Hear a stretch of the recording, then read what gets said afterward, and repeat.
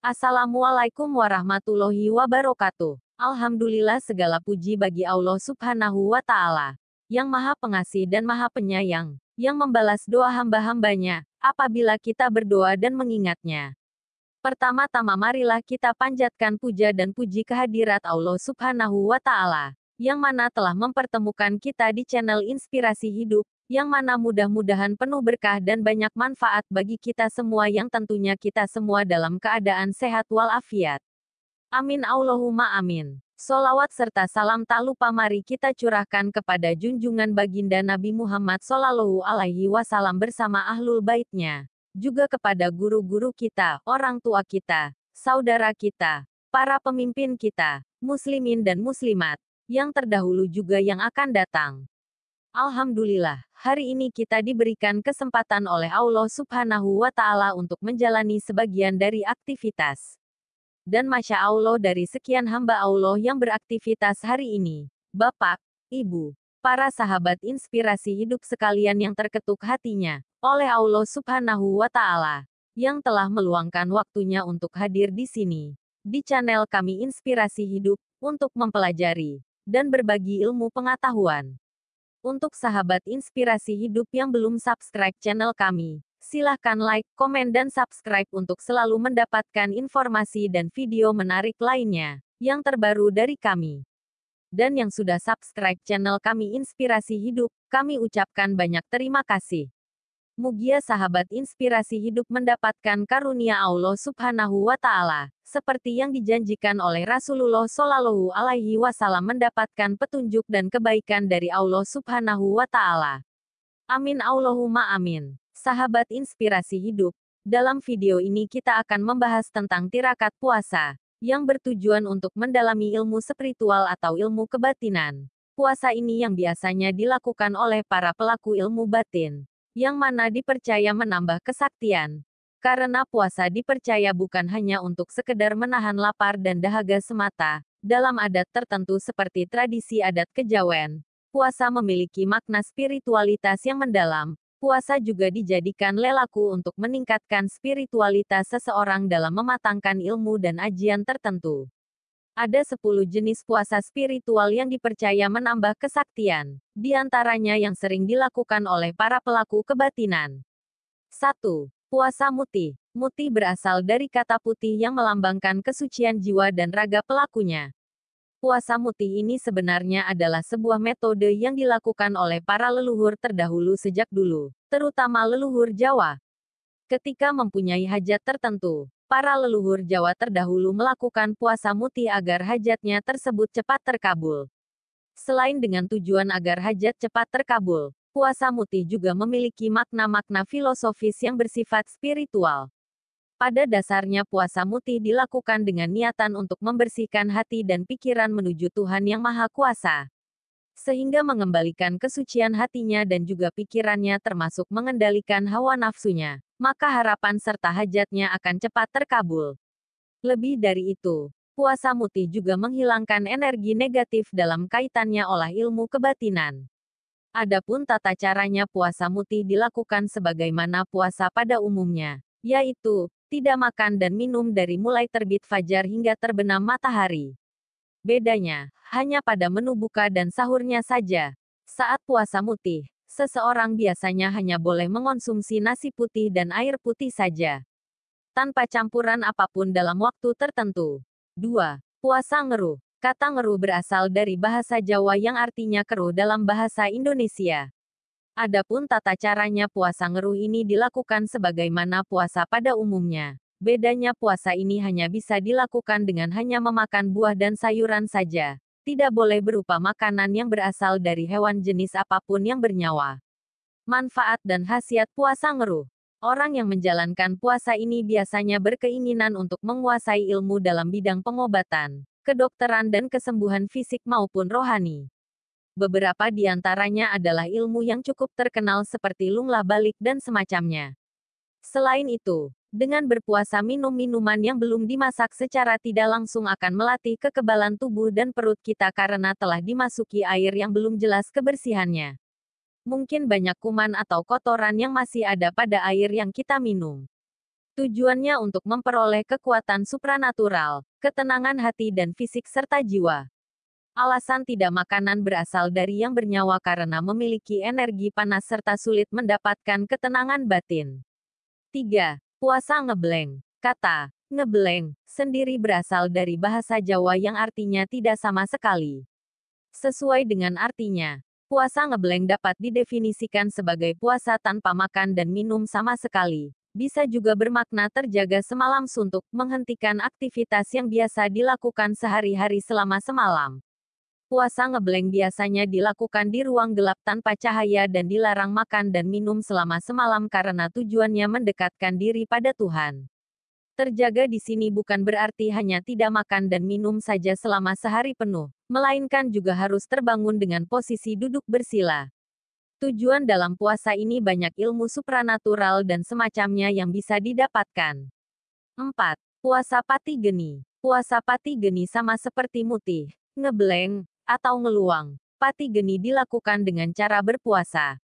Tapi, ia beda dari puasa kejawen lainnya. Tak hanya harus menahan lapar dan haus, seseorang yang melakukan ritual ini harus bisa juga memadamkan api. Maksudnya adalah dengan menghilangkan segala nafsu untuk sementara. Memadamkan nafsu dalam pati geni. Orang Jawa sendiri memang menganalogikan nafsu sebagai api atau geni. Secara bahasa istilah, pati geni berarti mematikan api. Inti dari tirakat atau puasa pati geni adalah mematikan api nafsu di dalam diri seseorang, mematikan niat buruk seseorang.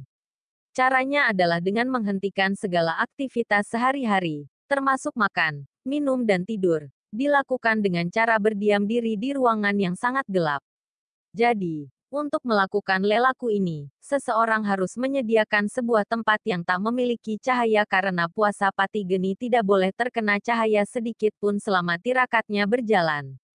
Hanya boleh berdiam di dalam ruangan yang gelap gulita, bahkan untuk buang air kecil pun tidak boleh keluar dari sana, dan di dalamnya berdiam diri, sampai waktu yang ditentukan. Dalam puasa ini juga dilarang beraktivitas selain membaca mantra.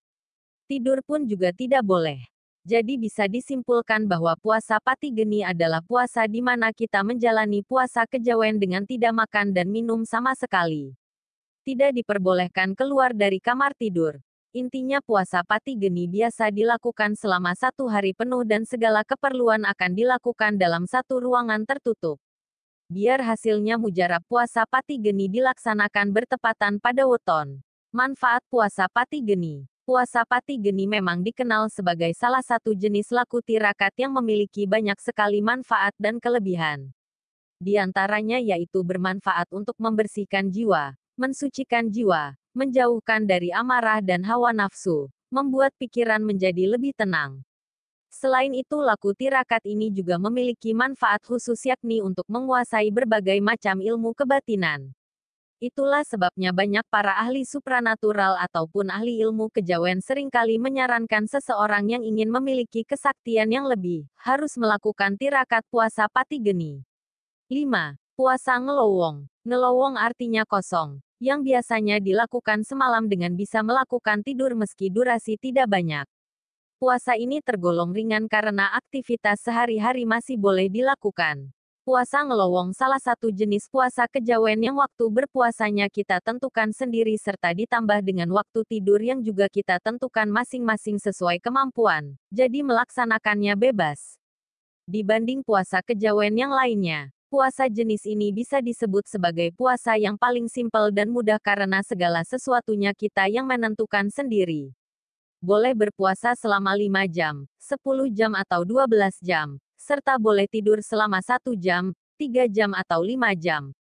Tata cara puasa ngelowong. Cara mengerjakan puasa ngelowong adalah dengan menentukan kapan waktu mulai puasa, kapan jam berbuka, kapan harus tidur dan kapan bangunnya.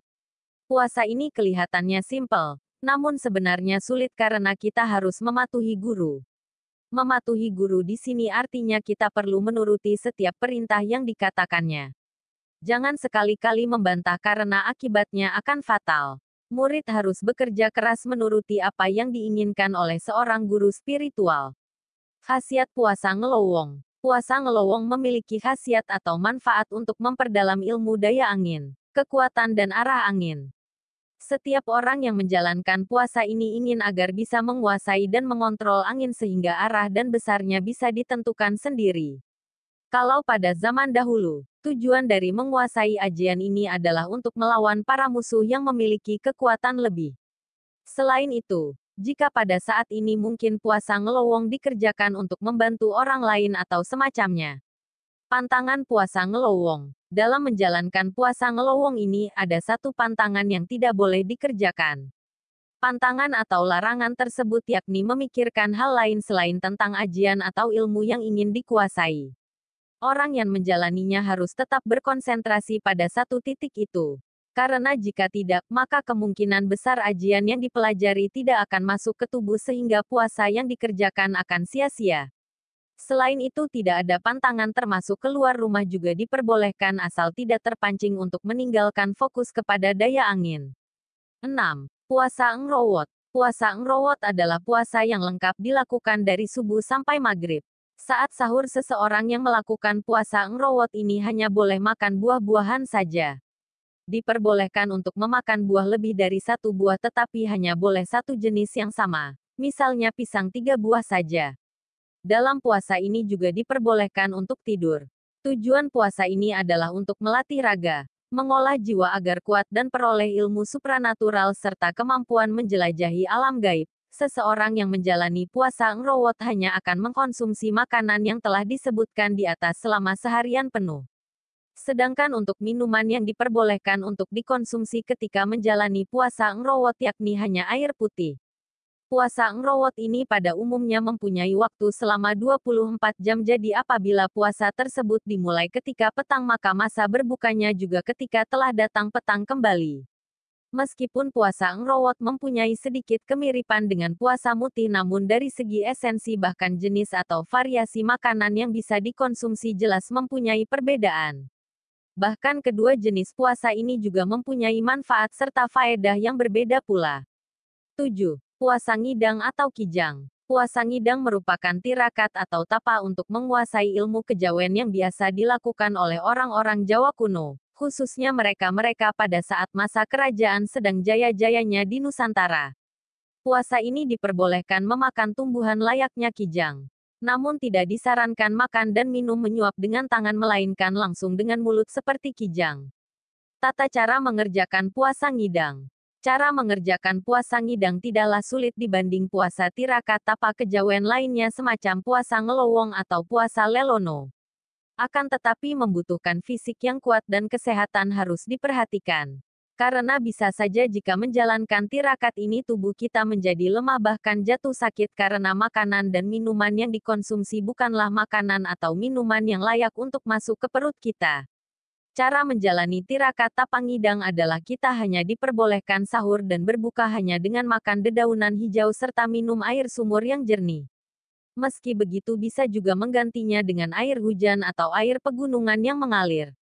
Namun itu semua tergantung dari guru masing-masing manakah yang boleh dikonsumsi dan mana yang harus dihindari ketika berpuasa supaya ilmu ajian yang ingin dikuasai bisa kita rapalkan dan kendalikan.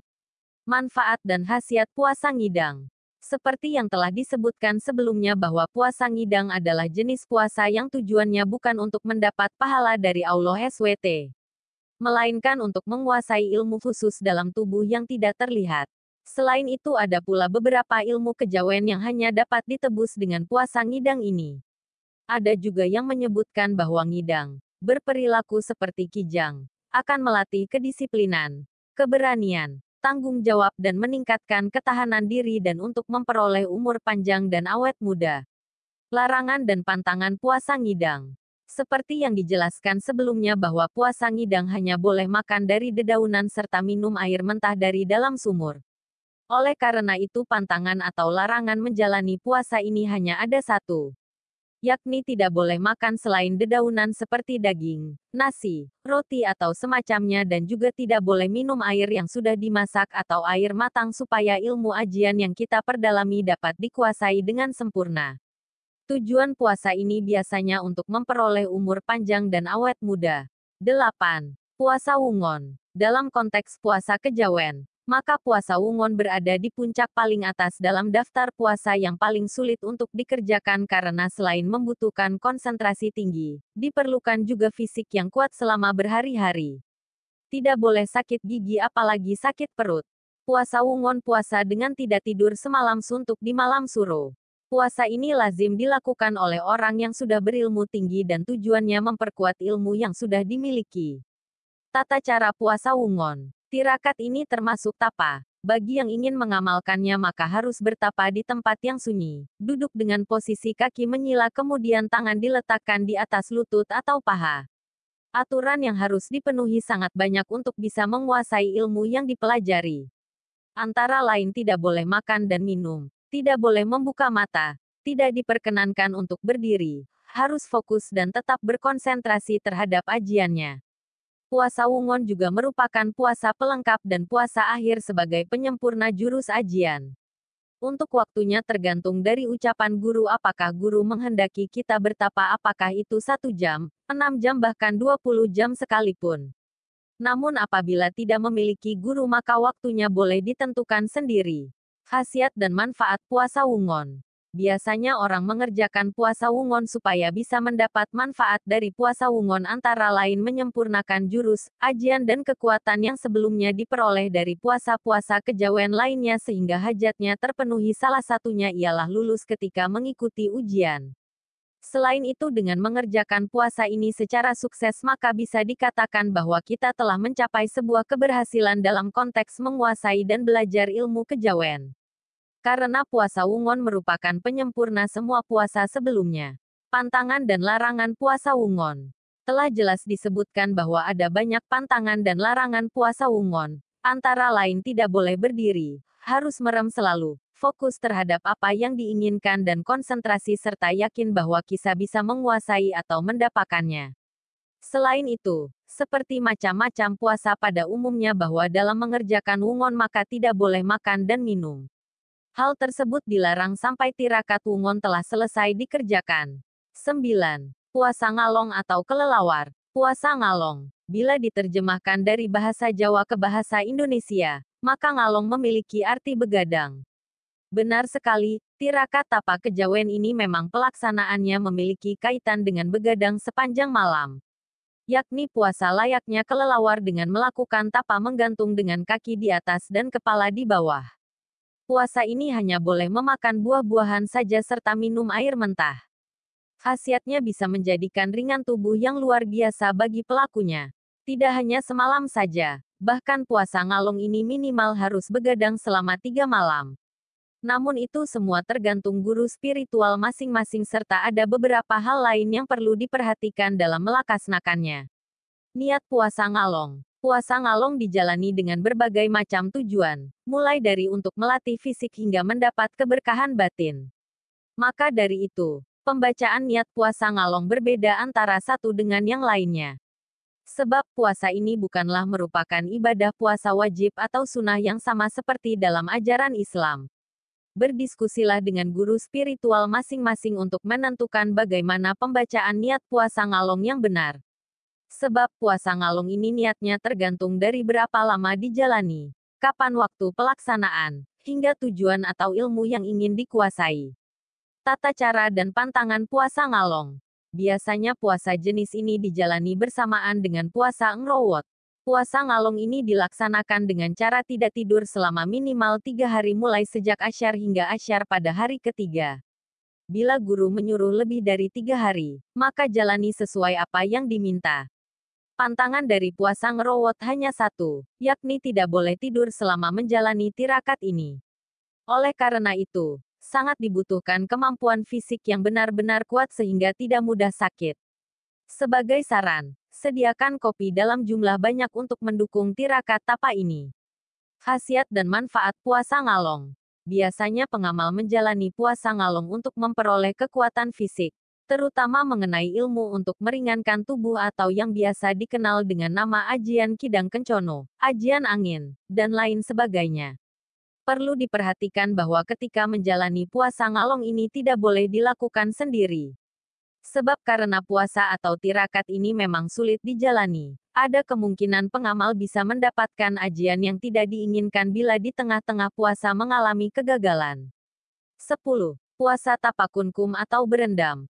Puasa ini dilakukan dengan berendam di air setinggi leher saat duduk bersila dengan tanpa boleh makan minum dan tertidur. Biasanya puasa ini dimulai tepat tengah malam hingga jelang subuh selama 7 hari. Menurut masyarakat Jawa, tapakungkum juga disebut sebagai laku puasa, siam. Karena pada hakikat, pelakunya tidak diperbolehkan makan ataupun minum.